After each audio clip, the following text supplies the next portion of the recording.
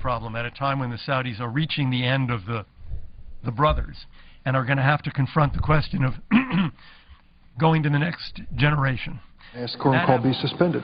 Without objection. Madam President, I ask unanimous consent the Senate proceed to the consideration of H.R. 3343, which was received from the House and is presently at the desk. The clerk will report. H.R. 3343, an act to amend the District of Columbia Home Rule Act and so forth. Without objection, the Senate will proceed to the measure. I ask unanimous consent the bill be read 3 times and passed, and the motion to reconsider be laid upon the table with no intervening action or debate. Without objection. I ask unanimous consent the Senate proceed to the consideration of H.R. 3487, which was received from the House and is at the desk. The clerk will report. H.R. 3487, an act to amend the Federal Election Campaign Act and so forth and for other purposes. Without objection, the Senate will proceed to the measure. I ask unanimous consent the bill be read 3 times and passed, and the motion to reconsider be laid upon the table with no intervening action or debate. Without objection. Madam President, I ask unanimous consent the Senate proceed to the immediate consideration of calendar number 269, S. Res. 75. The clerk will report. Senate Resolution 75, condemning the government of Iran and so forth. Without objection, the Senate will proceed to the measure. I further ask the resolution be agreed to, the preamble be agreed to, and the motions to reconsider be considered made and laid upon the table with no intervening action or debate. Without objection. I ask unanimous consent the Senate proceed to the immediate consideration en bloc of the following resolutions submitted earlier today. Senate Resolution 325, 326, and 327. Without objection, the Senate will proceed to the measures en bloc. I ask unanimous consent the resolutions be agreed to, the preambles be agreed to, and the motions to reconsider be laid upon the table en bloc with no intervening action or debate. Without objection. I ask unanimous consent the Senate proceed to Senate Concurrent Resolution 30, which was submitted earlier today. The clerk will report. Senate Concurrent Resolution 30, providing for a conditional adjournment or recess of the Senate and an adjournment of the House of Representatives. Without objection, the Senate will proceed to the measure. I ask unanimous consent the concurrent resolution be agreed to and the motion to reconsider be laid upon the table with no intervening action or debate. Without objection. I understand there are 2 bills at the desk due for a second reading. The clerk will read the titles of the bills for the first time.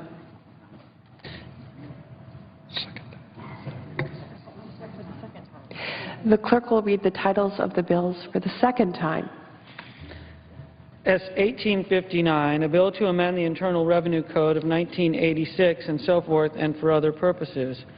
S. 1881, a bill to expand sanctions imposed with respect to Iran and so forth and for other purposes.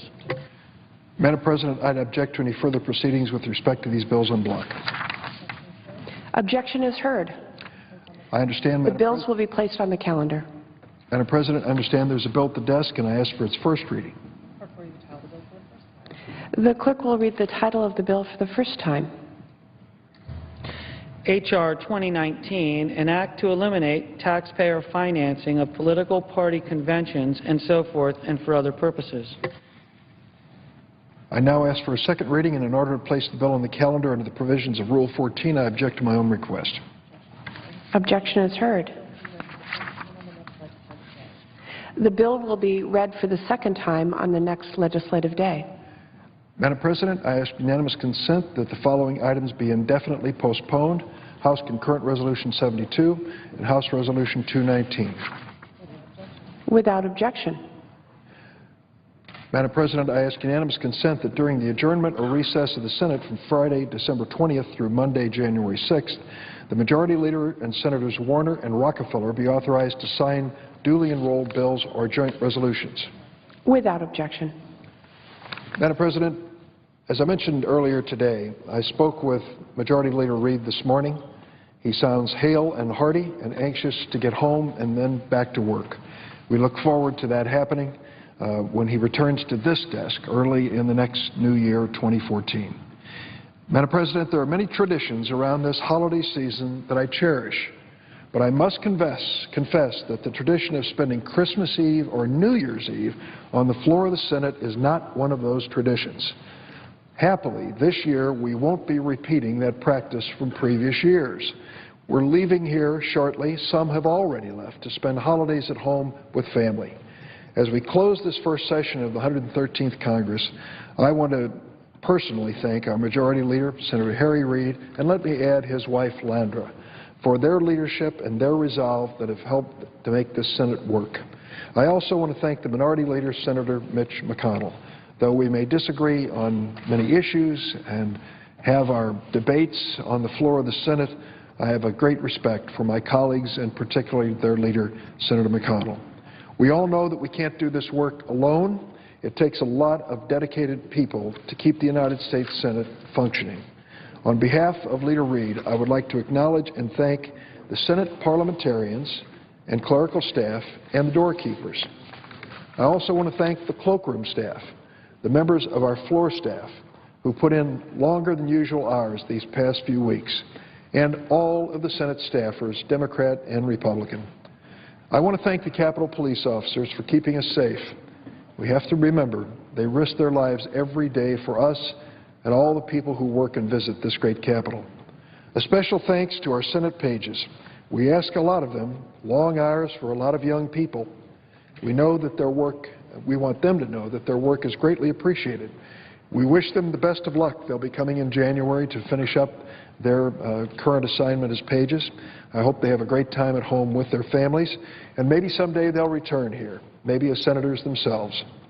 Part of the magic of this holiday season is that it enables many of us, even just for a few moments, to consider a new world, to look at things with a little less cynicism. I hope my colleagues all will have a few moments like that in the coming holidays, and I hope we're all going to come back and try to preserve some small measure of goodwill and make it part of our life's work in the next year of this Senate in session. The budget agreement we passed this week was a good beginning to a less partisan, more productive Senate. I hope that is a portent of good things to come. There's a lot more we need to do, Madam President. The American people are still counting on us to work together on measures that will help to create good jobs and strengthen America's economy, strengthen working families in Wisconsin and Illinois and all across America. And particularly at this Christmas time, let us remember the message of Pope Francis and religious leaders all over the world to remember the needy and the help that they need, that we can provide and must provide in this caring world. We all only serve in this body for a finite period of time, and after we're gone and we want to look back on our service in the Senate, we all want to be able to say, I was part of something important. I helped meet the great challenges of my time, and I helped to preserve the American dream. I hope that's part of our New Year's resolve on both sides of the aisle. When we return in January, the Senate will continue working on nominations, starting with confirmation of Janet Yellen to head the Federal Reserve when we vote on January 6th. Our first order of legislative business will be to vote to extend unemployment insurance benefits for those who've exhausted their benefits and still can't find work through no fault of their own. This is a matter of simple fairness. It affects more than 1 million Americans and their families. We will not give up on them or on our responsibility to help them through this difficult time. In closing, Madam President, I want to wish all my fellow senators, our staff, those who transcribe our remarks, and many others who make the Senate work every single day, as well as our fellow Americans, wishing them all a Merry Christmas, Happy Holidays, and a Happy New Year. I ask consent the agreement with respect to action on Senate Resolution 75 reflect the following.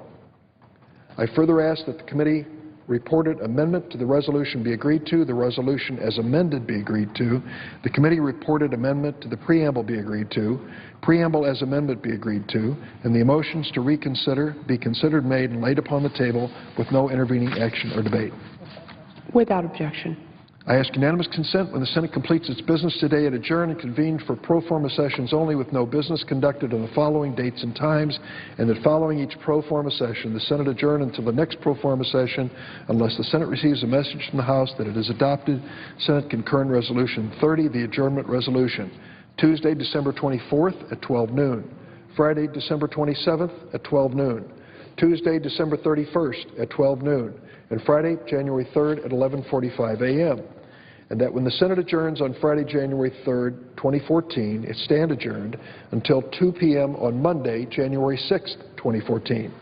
Further, that if the Senate receives a message that the House has adopted Senate Concurrent Resolution 30, the Senate adjourned until Friday, January 3rd at 11:45 a.m. for a pro forma session only, with no business conducted, and that following the pro forma session, the Senate adjourned until 2 p.m. on Monday, January 6, 2014.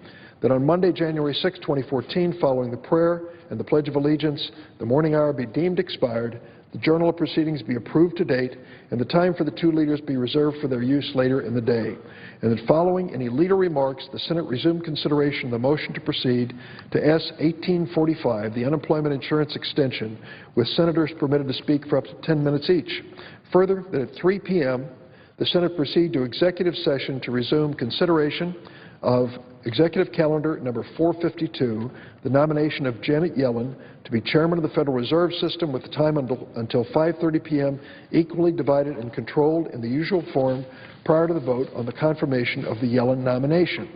And finally, that following the vote on confirmation of the Yellen nomination, the Senate resume legislative session and proceed to vote on cloture on the motion to proceed to S. 1845, the Unemployment Insurance Extension Bill. Without objection. There will be two roll call votes at 5:30 p.m., beginning at 5:30 p.m. on Monday, January 6th. And if there's no further business to come before the Senate, I ask that it adjourn under the previous order.